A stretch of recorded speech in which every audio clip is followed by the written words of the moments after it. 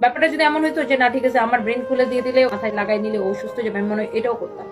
Social মিডিয়ায় আলোচিত নারী উদ্যোক্তা রুবায়েত ফাতেমা তনি তার স্বামী শাহাদাত হোসাইনের মৃত্যুর পর আবেগঘন স্ট্যাটাস দিয়ে নেটিজনদের মন ছুঁয়েছেন। স্বামীর মরদেহ নিয়ে দেশে ফেরার পথে বৃহস্পতিবার 16 জানুয়ারি সকাল 7টায় তনি তার ফেসবুক পেজে আরেকটি স্ট্যাটাস দেন।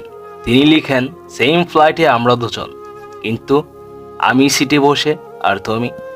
তার কথায় বুক ভরা কষ্ট ফুটে ওঠে, সঙ্গে 3টি কান্নার ইমোজি যুক্ত করেন। এরপর তিনি স্বামীর সঙ্গে একটি ভিডিও ক্লিপ শেয়ার করেন। ক্যাপশনে লেখেন, এমন ভালো মানুষ এই দুনিয়াতে আর পাওয়া যাবে না। তার এই পোস্টগুলো নেটিজনদের মধ্যে ব্যাপক সাড়া ফেলেছে। শাহাদাত হোসাইন গত বছরের অক্টোবরে হঠাৎ অসুস্থ হয়ে পড়েন। তাকে লাইফ সাপোর্টে রাখা হয়েছিল। সে সময় তনি তার স্বামীর জন্য প্রাণপণ চেষ্টা করেছিলেন। ফেসবুকে লিখেছিলেন, জীবনের সবচেয়ে কঠিন সময় পার করছি, আমি কোনোভাবেই তাকে হারাতে চাই না। সিঙ্গাপুর থেকে এয়ার অ্যাম্বুলেন্স এনে ব্যাংককে চিকিৎসার জন্য এনেছি। সব কিছু অনিশ্চিত হলেও আল্লাহর বিশেষ রহমতের আশায় আছি।